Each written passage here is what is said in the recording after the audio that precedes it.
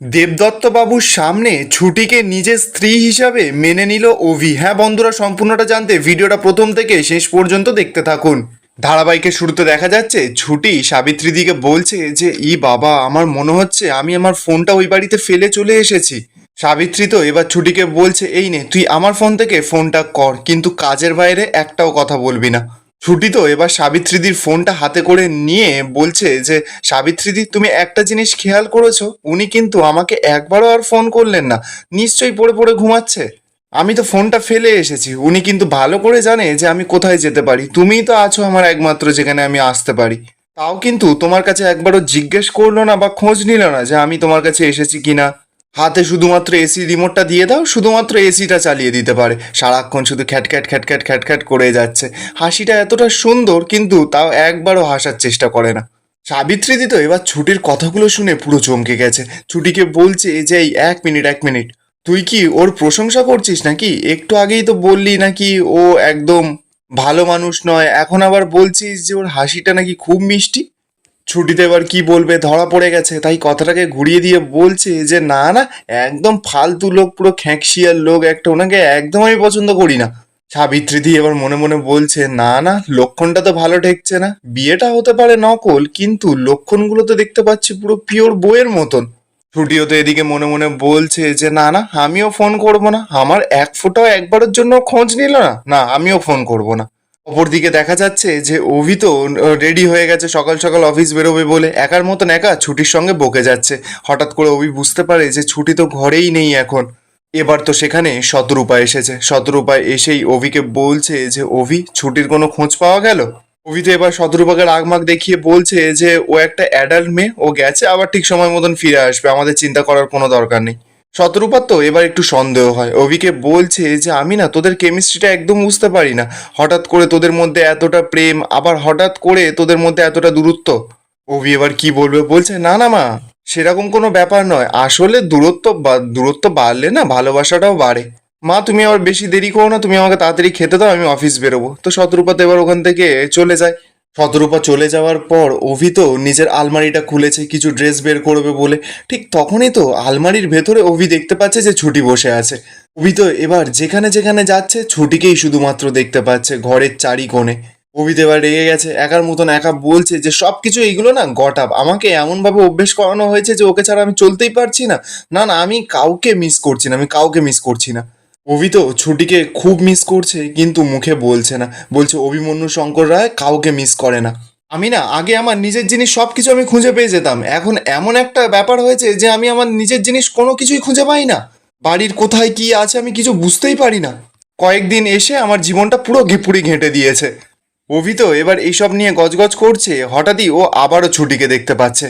ও তো এবার যেই কাজই করতে যাচ্ছে, জামা পরতে যাচ্ছে, যাই করতে যাচ্ছে, সব জায়গাতেই ছুটিকে দেখতে পাচ্ছে। অভির তো এবার মনটা খুব খারাপ হয়ে যায় ছুটির জন্য। অপরদিকে দেখা যাচ্ছে সাবিত্রীদি তো ছুটির জন্য খাবার বেড়েছে, ছুটিকে খাইয়ে দিচ্ছে, কিন্তু ছুটিরও তো খাওয়ার ইচ্ছে নেই। ও তো অভিকে মিস করছে।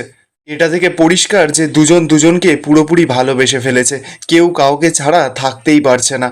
অপরদিকে দেখা যাচ্ছে ইন্দ্র রোমাকে ফোন করেছে। রোমাকে ফোন করে বলছে যে আপনি কিন্তু একদম এটা ঠিক করলেন না।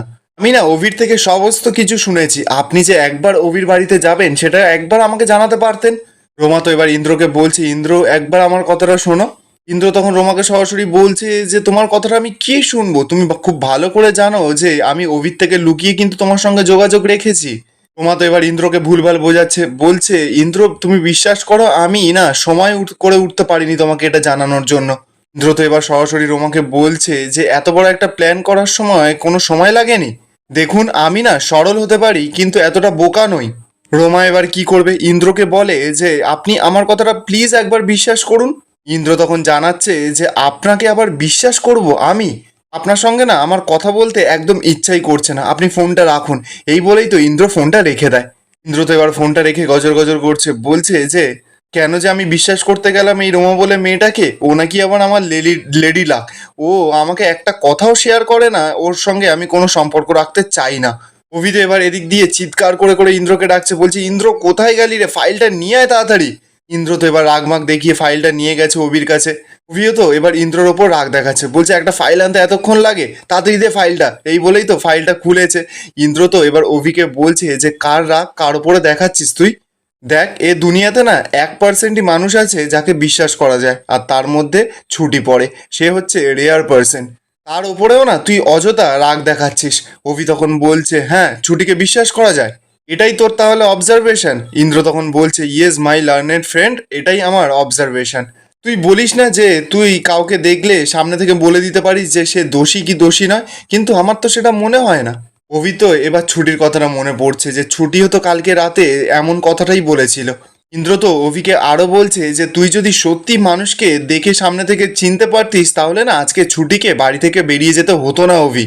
ওই তোর বাজে মেজাজ প্রথম দিন থেকে ওই ছুটি বলে মেয়েটা সহ্য করে আসছে কেন?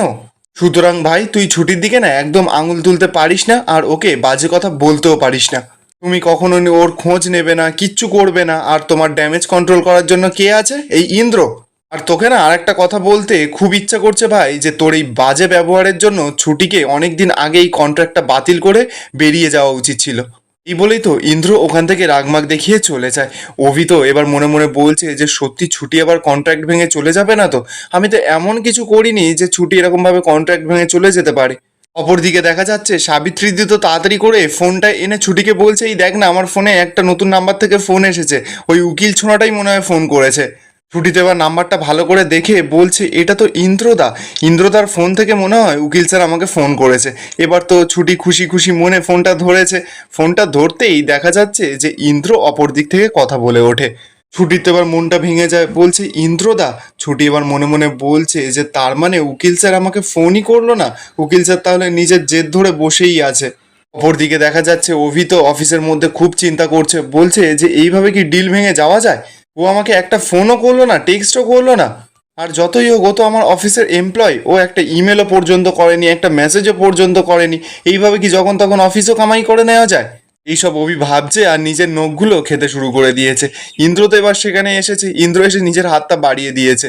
হ্যাঁ, ইন্দ্র এবার অভিকে বলছে যে তোর যদি নখ কম পড়ে তাহলে আমার নখগুলো খেতে শুরু কর। এইসব অভ্যেস আবার তোর কবে থেকে হলো?